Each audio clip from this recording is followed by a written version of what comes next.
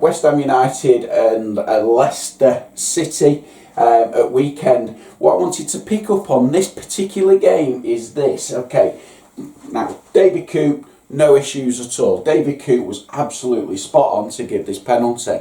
Alright, another huge thing for David Coop on this one is the advantage that he plays to a goal. It's absolutely brilliant, but he also let the game flow a fair bit. Now, he come under a few issues from the Boxing Day game by Sheffield United fans saying he were blowing and blowing and blowing all the time. I don't agree.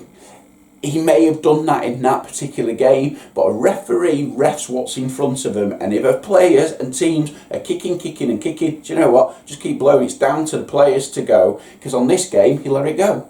So, you know, it's kind of one of those things. Referees always need a plan B, depending on what the teams choose to do.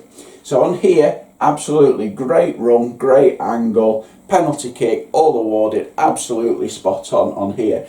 But the big thing on here was on the Manchester City game we spoke about on last week's show, and on one of last week's shows, so if you go to our YouTube account on there, which is under Keys 2 Football, so it's the number 2 football on YouTube. Okay, subscribe to it, advise subscribe to it, because there's a thing about 2 bites of the cherry, about a striker getting a shot but also getting fouled. Are you then going to give them a second bite of the cherry to have another shot? Now here, that's right, so the ball's on its way towards goal, it's going to get covered and cleared anyway, so we give the penalty. But last week it wasn't for Manchester City, it was a clear foul. Manchester City goalkeeper, clear foul after the ball had been played, but no penalty. So, bit of inconsistency there, we probably need to look at that. But on the whole, on that one, David Coop, great game, well done. Right, going on to the Arsenal and Chelsea game. Okay, so the Arsenal-Chelsea game, as you can see, lots of pictures and lots of things to talk about on here. But this one I absolutely loved on here. This is off the BBC website, okay? And we've got Craig Pawson, Mason Mount, clear body language. That on there saying to me, if you keep talking, you're going to get caution for dissent. That's what's saying to me. He's trying to prevent that. It's preventative man management. Well done on that one. Okay, few issues though on this game that I actually had on here, right, which I want you to look at. Firstly, I'm going to go for the holding. So this leads to the goal for Chelsea.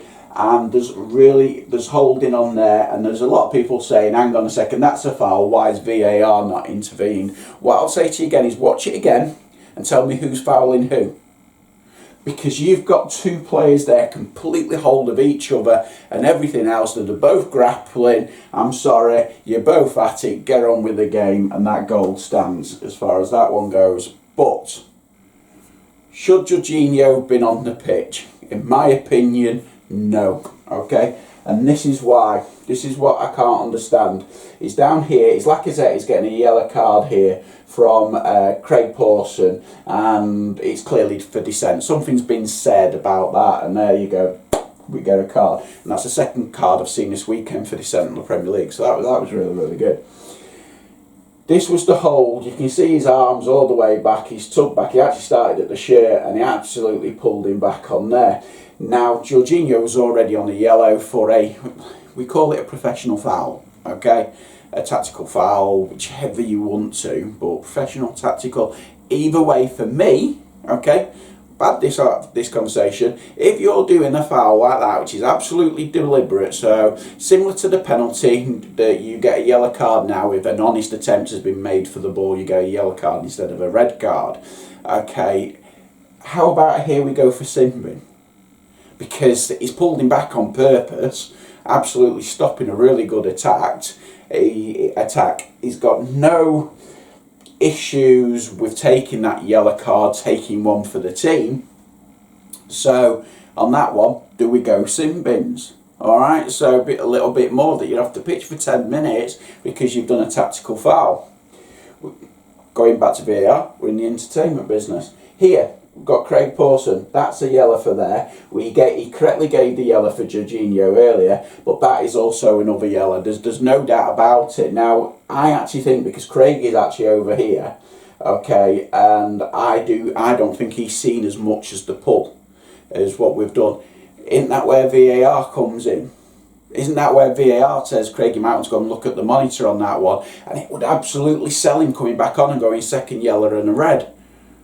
Okay, it would absolutely sell his decision to say, actually, I didn't see how much of his shirt he had. And I know referees, we want to keep 22 players on the pitch, but that's not our fault. That's not a referee's fault that Jorginho's decided to do that again. So should he have been on the pitch? No, not in my opinion. Should have walked. Okay. But Lacazette also fouls Jorginho later on, so, you know, yeah, if he's gone, then that doesn't happen. But he hasn't gone, the arm comes round and he flips. Okay, it was a foul, but it was a foul on an attack, so is that a second yellow for Lacazette? No. So we've got consistency of no yellows, okay, to send anybody off, and to be honest with you, that one will be really harsh, because the tumble sold, completely over. Trust me, didn't pull him that hard. Okay. But on here, I would have actually turned around and said, you know what, it's an attacking position. You probably could have sold that one, but on this one on here, I'm sorry, you're walking. Okay.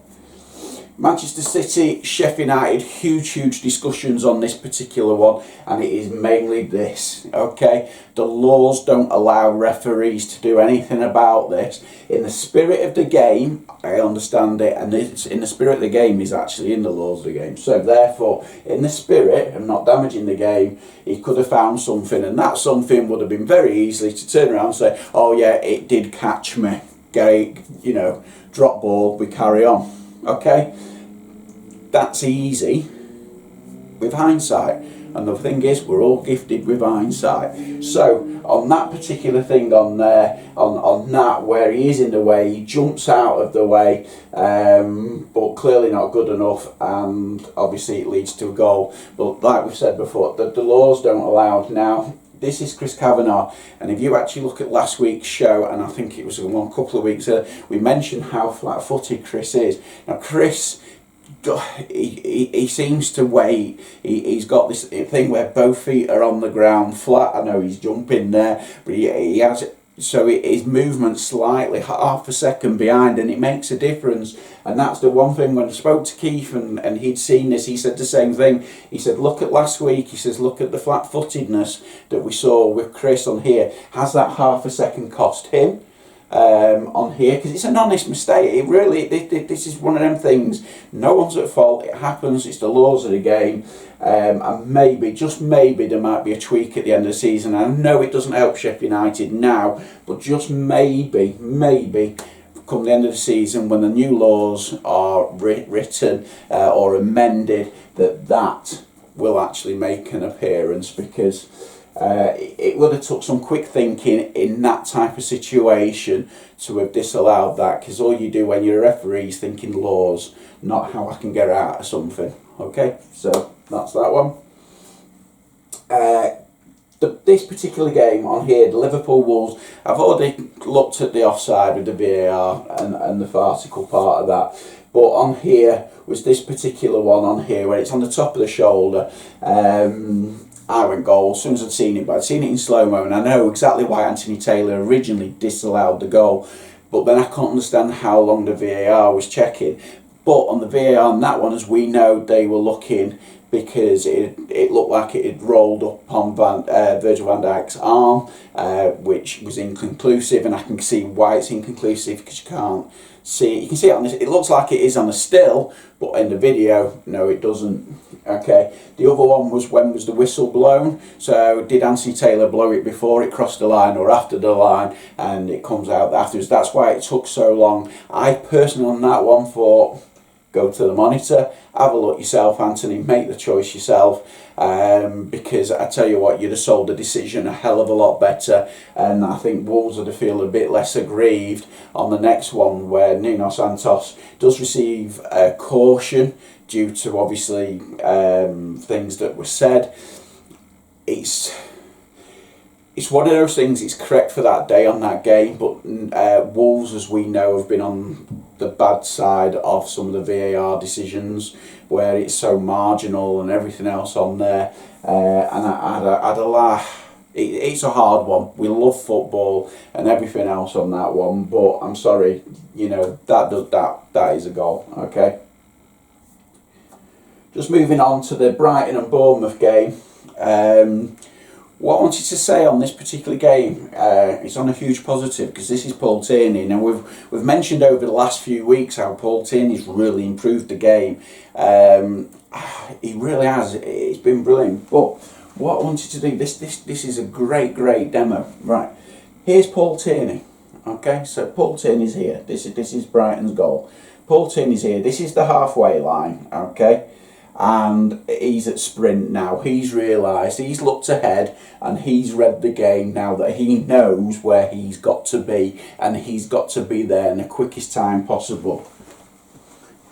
This is the end of the move as the ball's about to go in the net. Look at where Paul Tierney is. So when you hear Keith on the videos talking about dynamic sprints, that's one hell of a dynamic sprint. Watch it back, honestly. Watch the speed that he's shifting at to get there, because he knows he's going to have a decision to make, and that's something that you need to put in your game. So as a grassroots referee, how do I put that into my game? So for people out there, I've lost my sprint for some reason, over, probably not this season, last season, for some reason I did it. My son Ryan, he's been absolutely excellent with me. He's got me down at the gym, and I've got certain exercises that we're doing, because obviously it's dark and around work and stuff, so we're in the gym, but we're on a treadmill. So I've got treadmill going really fast, and I'm doing 30-second sprints and jumping off, 30-second sprints and jumping off, and we're gradually increasing the pace. So that's something that I would say to anyone, if you're struggling, a great idea of a way to work on those dynamic sprints for anybody, especially in winter when you can't get out training as often as you would like to. But you know, there are ways and means, there's ways to move around it, and that's something that we're working on together. And it was absolutely brilliant to see Paul Tierney do that sprint. On here we've got the Watford Villa game. So Simon Hooper, okay, is refereeing this particular game on here. What I'm going to do is just start on here. This is where hamstring's gone and Watford are playing on. There was a bit earlier where Villa could have kicked the ball out themselves. They didn't. But there's also a view to say they didn't know they were down. But this isn't a head injury, so Simon Hooper doesn't have to stop this game for any reason. There's also an attack, and it's down to them to do it, nobody else. Play onto the whistle, exactly what they've done on here. He does not have to blow the whistle for that, so the referees took out of any argument here. Okay, it is down to the goodwill, and if you're in a relegation battle for the Premier League, are you really going to put that ball out? I think not. Okay, also up here, penalty. Okay, I have no idea why he tackled like that. It was a penalty. I know it looks like they're all shoulders, but he goes in his hip at speed and then onto the shoulder. So that is a nailed on penalty. However, what I would say on there, on the Grealish, is that was a foul. Why VAR has not come back for that, I do not know. Guess what? Pitch side monitor. Simon, do you want to answer? We've got Jonathan Moss on there. Simon, you might want to go and have a look at that. This is where our VAR is wrong, because Simon goes over to the touchline, looks at it, comes back on and goes, do you know what? That was a free kick here. This is where we're going back to. And no one's arguing. No one's arguing. They've gone back, he's re-looked at it and everything else, which is a really big thing, okay, on that. Anyway, hope you've liked it. I know it's just me on my own and I haven't got the expertise of Keith Hackett, and like other weeks and other shows, please feel free to tweet us anything on there. If I've been wrong in law or anything, I would love to hear from you. So thank you very much. Have a happy new year, and I'll see you all after the next match day. Thank you.